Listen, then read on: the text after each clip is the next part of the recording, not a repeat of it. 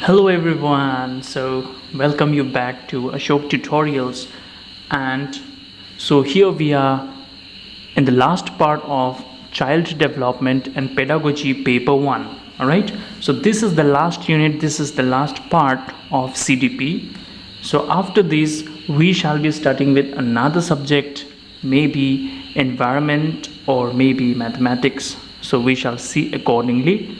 So I'm very happy here that finally we have come to the end of this CDP section of paper 1.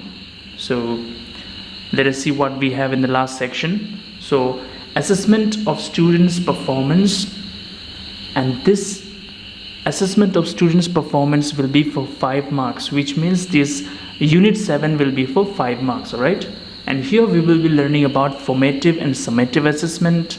We will be learning about school-based assessment, SBA. We will be learning about assessment for learning and assessment of learning, then techniques and tools of school-based assessment, including activity-based assessment. Also, we will be learning about different type of questions and assessment and remedial measures. All right, so let us see what we have. So first of all, we are going to learn about formative and summative assessment. So formative assessment refers to the ongoing process of evaluating student learning and understanding throughout a unit or course. It is designed to provide feedback to both students and teachers, helping them monitor progress, identify areas of improvement, and adjust instructional strategies. Formative assessment can take various forms such as quizzes, class discussions, homework, assignments, and projects. So let me make it clear that formative and summative assessment are two different types of assessment, where formative assessment is done during the course of study. However, summative assessment is done at the end of the session.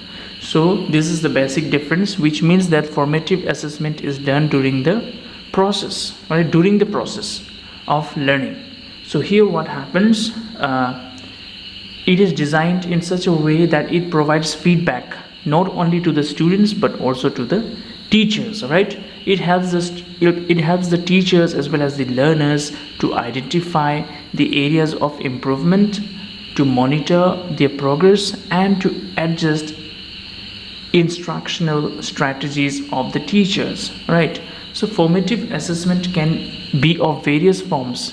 So formative assessment can be done in the form of quizzes, in the form of class discussions, in the form of home assignments, or maybe in the form of projects. Right, so this is what formative assessment is. Just remember that formative assessment is done during the session, not at the end of the session but during the session. Right, so summative assessment, on the other hand, is conducted at the end of a unit, semester, or academic year. Its purpose is to evaluate students' overall performance and determine their level of achievement. Summative assessments often take the form of standardized tests, final exams, or major projects. Unlike formative assessment, which focuses on feedback and improvement, summative assessment provides a summary judgment of a student's knowledge and skills. So if we say this summative assessment is a broader, yes, it's a broader one. So here what happens, this summative assessment is done at the end of the unit, at the end of the session, or at the end of the semester, or annually, or at the end of the academic year. Right, like we have final exams, right? So those can be understood as summative assessment. However, the class test which we have during the session, the different type of assessments which we carry out through the process, through the process of teaching and learning, all those are known as formative assessment. However, the assessment which we carry out at the end of the session is known as summative assessment. So in summative assessment, what do? We take standardized tests, we conduct final exams, or we give major projects. Right, so here it says that unlike formative assessment, which focuses on feedback and improvement, Summative assessment, on the other hand, provides a summary judgment of a learner's knowledge and skills. So summative assessment helps us to know what the learner has learned so far, right? Now let's go to another one, that is school-based assessment. Now school-based assessment is also known as SBA. Now school-based assessment refers to an assessment system that incorporates various evaluation methods carried out by the school itself. It involves assessing students' performance based on their regular classroom activities, projects, assignments, presentations, and other tasks. Alright, so here it says that school-based assessment refers to an assessment system that incorporates various evaluation methods. So there are different type of methods which can be used to evaluate a child, and it is done by the school itself. So it involves assessing students' performance, right? What does it involve? It involves the assessment of students' performance, how the students have performed in the regular classes, how he or she is performing in the projects given, in the activities given, in the presentation given, and in different tasks given, right? Now SBA, or school-based assessment, allows teacher to evaluate students holistically, taking into account their knowledge, skills, attitudes, and values. It provides a more comprehensive picture of a student's abilities compared to relying solely on formal examinations. So we can say that a school-based assessment is a more broader one as compared to formative and summative assessment. Here, an holistic approach is used to understand the knowledge, the skills, the attitudes, and values of the students, and it is said to be more comprehensive.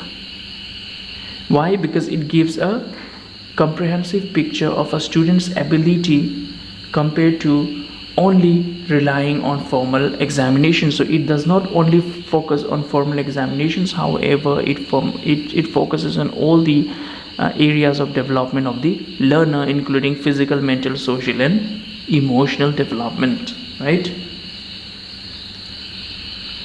So now let us see assessment for learning and assessment of learning.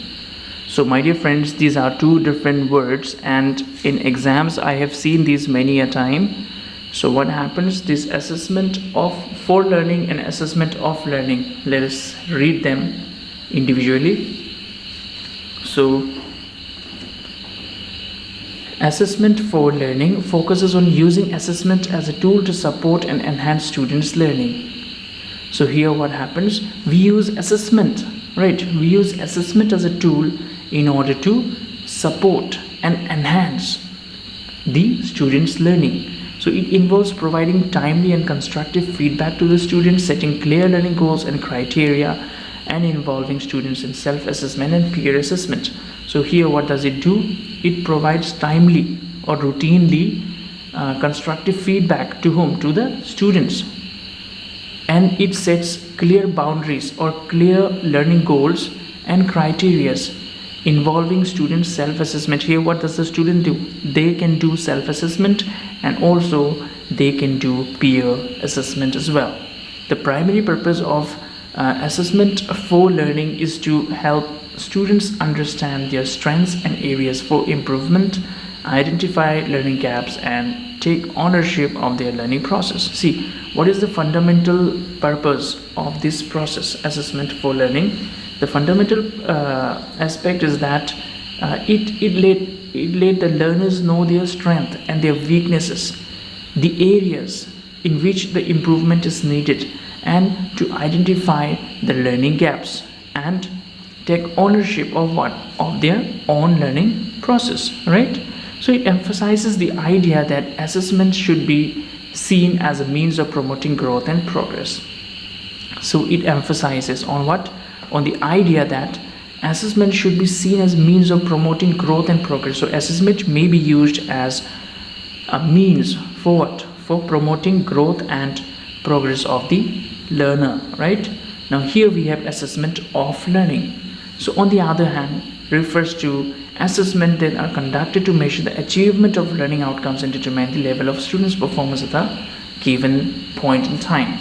So here what happens, this assessment of learning refers to the assessment that are being conducted to measure the achievement, to measure the success of learning outcome and determine the level of students' performance. So how the students have performed, what is the result of the students, how much the students have learned. So all these achievements and results is being taken into account in assessment of learning. So these assessments are typically used for grading and ranking purposes, certification, or to determine readiness for advancement to next level. Now, assessment of learning means these assessments are typically used for grading. Progress report card. So for progress report card making, for the grade card, for the report card, for ranking the students, who is first division, who is second division, who is third division, for giving them certificates that they have qualified so and so exams, they have passed this and this exam in this rank. So for all these purposes we use assessment of learning. And assessment of learning is often associated with summative assessment and provides a summary judgment of what students have learned. So assessment of learning is closely related with summative assessment. Why? Because both provides a summary judgment of what the students have learned so far, right?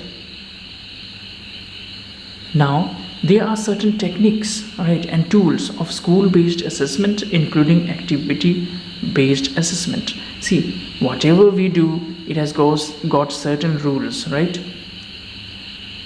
And it has got certain tools. How are we going to do it? So school-based assessment employs various techniques and tools. It gives us various techniques and tools to how to assess the students' learning. So they may include, see, number one, it comes observation.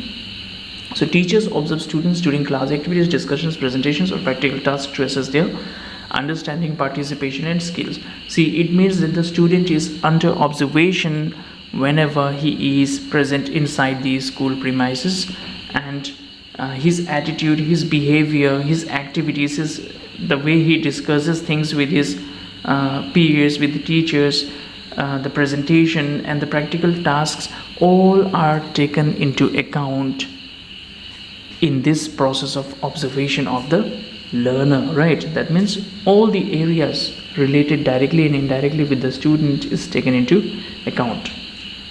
Now, projects. Students are assigned long-term projects or research tasks that require them to apply their knowledge and skills to real-world situations. These projects are assessed based on specific criteria such as creativity, critical thinking, and problem-solving abilities. All right, so projects. So here, research tasks are given to the students in which they can apply their knowledge and skills into the real-world situations and draw the conclusions. So these projects are assessed based on specific criteria. So certain criteria are kept into account while dealing with this type of projects, such as creativity. What is the creativity of the learner? What is the critical thinking level of the learner? And problem solving abilities of the learner is also taken into account in this particular process of school-based assessment, right? Now we have portfolios.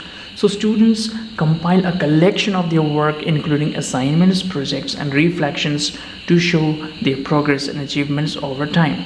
Portfolios provide evidence of learning and allow students to reflect on their growth. So here what happens, the students can collect and compile together all the work that they have been doing, the assignments they have been doing, the projects they have been doing, the seminars they have been doing, the presentations they have been doing, and they can reflect on all these works and check their progress and like come to the conclusion and check their progress and accordingly take up the steps to improve in those areas of shortcomings, right? Now presentation. So presentation. Students deliver oral presentations on a topic, demonstrating their knowledge, communication skills, and ability to engage an audience. Presentation may be individual or group based and are assessed based on content, organization, and delivery. Now what happens here? Students deliver oral presentation, which means they speak out, right, on certain topics. Then they demonstrate their knowledge through this. They communicate using their communication skills, and they enhance their ability to engage the audience attention or to retain the audience attention by doing so. So presentations may be individual or group, so it can be done in group as well as it can be done individually. Now activity based assessment. Now what is this assessment? So this approach involves designing assessment tasks that require students to actively engage in hands-on activities or simulations. It allows for the assessment of practical skills, teamwork, decision making and problem solving abilities. So here what happens, in activity based assessment, the students are allowed hands-on learning activities. They are allowed to involve themselves in the process of learning, and it allows the assessment of practical skills. So practical skills are encouraged here, and teamwork is encouraged, and decision making and problem solving abilities are taken into account. And the learners, they are given a space to construct their own knowledge based on the previous knowledge they have, right? So they are given liberty to find out their own conclusions on the basis of their whatever the work they have done, the activities, teamwork or decision making or problem solving abilities they have acquired, right? Now different types of questions. Now what are the different type of questions? Let us see. So assessment involves posing questions to students to evaluate their understanding, reasoning and knowledge. There are different type of questions that can be used, including, see, in order to assess a student, when we make a question paper, we make sure that certain type of questions are asked in the exam to test the learner's understanding, right? So whenever we are making a question paper, first of all, what do? We keep multiple choice questions these days, right? So students select the correct answer from a set of options. Multiple choice questions can access factual knowledge or require higher order thinking skills depending on the complexity of the question. See, now these days in multiple choice questions, what do? We have one correct answer. Actually we have 4 options. Out of 4, only one option is correct, and the learner is supposed to select only one option out of the 4, right? So why do we do multiple choice? Why do we give multiple choice questions? We give it to test the factual knowledge of the learner or to develop higher order thinking skills in the learner, right? So in order to do this, we set multiple choice questions in our question paper. Now short answer. So students provide brief written responses to questions, typically requiring them to recall information or demonstrate basic understanding. So when we ask students to write down short answer, what do? They recall whatever they have learned, right? And they respond to the questions, and typically they demonstrate that basic understanding of the topic on which the question is being asked, and they are answering, right? Now essay. So students write longer structured responses to questions, allowing them to demonstrate the depth of knowledge, critical thinking and analytical skills. Now what happens? See, we all have written essay type questions, right? Essay type questions, which means the long answer questions. So here what happens, structured responses to questions are given by the students, and the students, they can demonstrate their depth of knowledge, how much knowledge they have about that particular topic asked in that question, and they use their critical thinking power and analytical skills in order to solve this kind of questions. All right, now we have true false. So students determine whether a statement is true or false. True false questions are often used to assess basic knowledge and understanding. See, this is very basic. We all know, if you understood, then true is true, false is false, right? If you have not understood, then it is otherwise. So students determine whether a statement is true or false on the basis of their basic knowledge and understanding of that particular topic, right? Now we have here fill in the blanks. So students complete sentences or statements by filling in missing words or phrases. This type of questions assess knowledge and understanding of specific content. So here what happens, fill in the blanks are being given to the students in the question paper, and they are asked to complete sentences, right? They are asked to complete the sentences. So the students, they fill up the missing words in the bracket according to the knowledge and learning they have gained during the process of teaching. Now match the following. Matching. Students match items from two columns, that is column 1 and column B, right? So typically associating concepts with their corresponding definition or examples. So we all know that match the following we used to make like spider web, right? But these days we do not do that anymore. What do we do these days? Whenever we are solving match the following, we give numbers and alphabets, right? Then problem solving. Students are presented with real world problem or scenario and are required to apply their knowledge and skills to solve it. Now in problem solving method, what happens is students are given certain type of real world problems and they are asked to use their knowledge and skills in order to solve that problem fruitfully. Now these questions assess students' ability to think critically, analyze information and apply concepts to practical situations. So what does this kind of why this kind of problem solving do? It helps the students to think critically, to analyze the information and to apply the concepts which they have learned in practical real situations. Now we have assessment and remedial measures. So assessment plays a crucial role in identifying students' learning gaps and areas where they need additional support. Remedial measures are interventions or actions taken to address these gaps and help students improve their understanding and performance.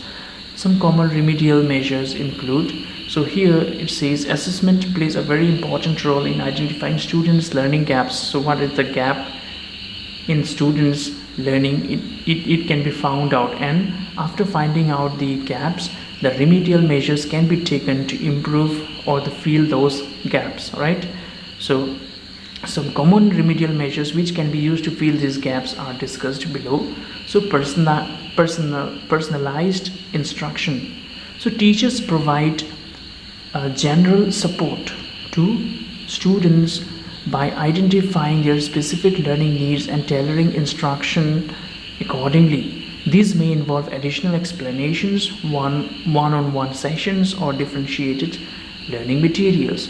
Now, personalized instruction means we will find out the students or the individuals who are at learning gap, and we can deal with them personally by explaining them the concept again, by taking one-on-one sessions or using differentiated learning materials in order to teach that concept twice to that particular individual who is having the learning gap, right? Now tutoring or peer support. Students who require extra assistance may be paired with a tutor or provided with opportunities for peer support. Tutoring can help clarify concepts, reinforce learning, and provide targeted guidance. So here what happens, the students can take tuitions, right? Why? Because in tuitions they get special care, and they can clear their doubt and they can clarify their concept in a more fruitful manner as compared to in a general classroom. So those students can take up tuitions, or they can discuss these ideas among their peers and come to the conclusion. All right. Now small group instructions. What is this small group instruction now? So students with similar learning needs or challenges may work together in small groups to receive targeted instructions and support. Group activities and discussions can foster collaborative learning and provide opportunities for peer interaction. Now small group instruction, as the name says, it means that the students who have similar kind of problem, they can come together and they can discuss the problems together and as a result they can come with the solution of that problem and collaborate with one another, right? Collaborate with one another and come to the conclusion, and this provides an opportunity for peer-to-peer interaction in which they can learn from each other. Now, additional practice. Students may be given extra practice exercises or assignments to reinforce their understanding and provide more opportunities for skill development. See, this is what teachers do. When some students they have not done well, we give them some extra work, we give them some extra assignments, right? So that whatever the concept he or she is not able to understand or clear while doing it for the second or third time, he or she may understand that in a more easy manner, right? Now, enrichment activities. Remedial measures may also include enrichment activities for students who have mastered the content. These activities provide opportunities for students to extend their learning and explore more advanced topics. See, enrichment activities are for the students who have already mastered, the content, who have like brilliant knowledge and understanding of the concept already being taught, but he or she can still extend their learning areas and explore more and more advanced topics and clear and gain an in-depth knowledge of the topics they are interested in or they are being taught. Now, monitoring and feedback. So regular monitoring of students' progress and providing timely feedback can help identify areas of improvement and guide them towards remedial actions. Teachers can use formative assessment strategies to track students' growth and provide constructive feedback for improvement. So what do we need to do? We need to monitor, or we need to give feedbacks to the students according to the progress they have made and help them identify the problems they are facing and ask them to improve it accordingly. Teachers can use a formative assessment here, which means during the session we can provide different type of tests we can give, or different type of activities we can give to the students, which can help them to understand the concept in a better way, right? Now, what do we have?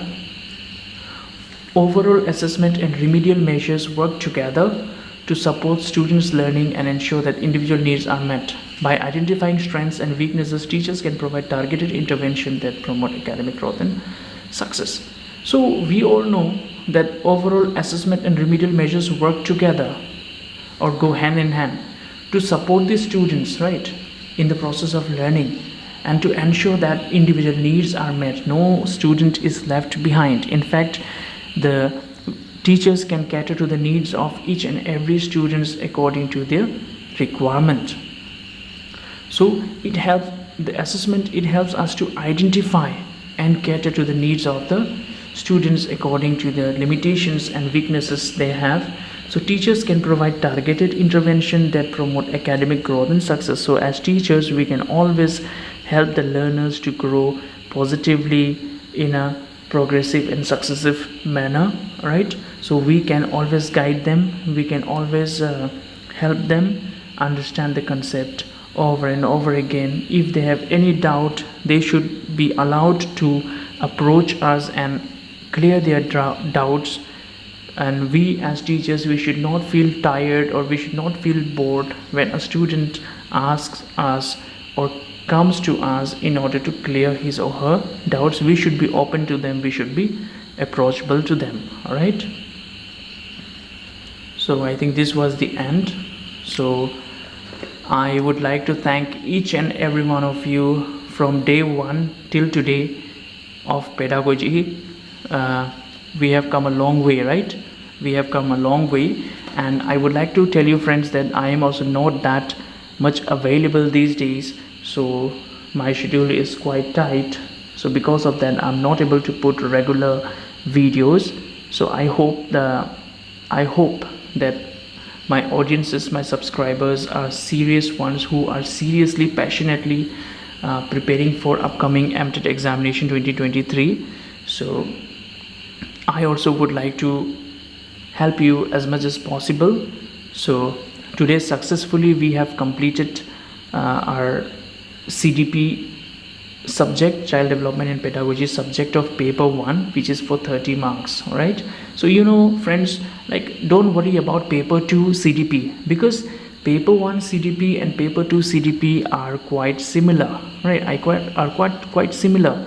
So if you have studied one, you have also studied the second one. But yes, whenever we get time, whenever we get opportunities, we will discuss paper 2 CDP as well. But as of now, I just want to focus on paper 1 because I get a lot of comments and mails regarding paper 1.